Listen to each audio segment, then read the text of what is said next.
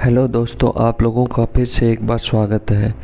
एक भयानक अंधेरी रात में मंदिर की सीढ़ी पर मंदिर में लगे लाइट की रोशनी में एक साधारण 15 साल का लड़का पढ़ाई करते दिखा। ठंडी के दिन थे, वो ठंड से कांप रहा था लेकिन पढ़ाई में खोया हुआ था। हफ्ते में 2 दिन मैं उस रास्ते से गुजरता था। दिन में कभी वो नज़र नहीं आता।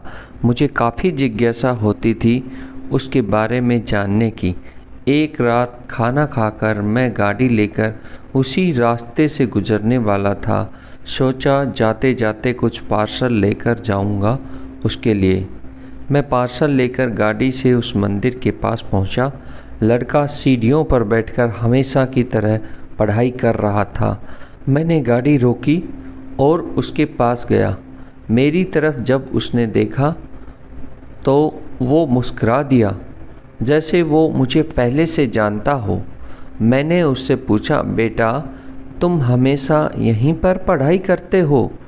सर, मेरे घर बिजली नहीं आती है, मेरी माँ बीमार रहती है और तेल डालकर दिया जलाने लायक मेरी परिस्थिति नहीं है, बस इसीलिए मैं यहाँ आकर पढ़ता हूँ। तुम मुझे देखकर मुस्कुराए क्यों? मैंने पूछा। क्योंकि आप भगवान हैं, वो बोला। ऐसा नहीं है, मैंने कहा। नहीं, आप भगवान ही हैं, वो बोला। चलो वो सब जाने दो, मुझे ये बताओ क्या तुमने खाना खा लिया? क्योंकि मैं तुम्हारे लिए खाने का पार्सल लाया हूँ। देखा, इसलिए मैं आपको भगवान कह रहा था। आज मुझे बहुत भूख लगी है।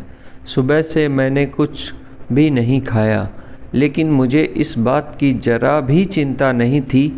मैं जानता था वो भगवान जिसने मुझे भूख दी है वह मुझे भूखा नहीं सुलाएगा। किसी न किसी रूप में आकर मुझे खाना देगा। और आप खाना लेकर आ गए। आप भगवान ही हो ना? कुछ मिनटों बाद वह वापस लौटा। उसके हाथों में मुट्ठी भर फूल थे। उसने वो मेरे पैरों पर रख दिए और बोला, माँ ने कहा है जिस भगवान ने हमारा पेट भरा है उसके चरणों में थोड़े फूल तो चढ़ाने ही चाहिए।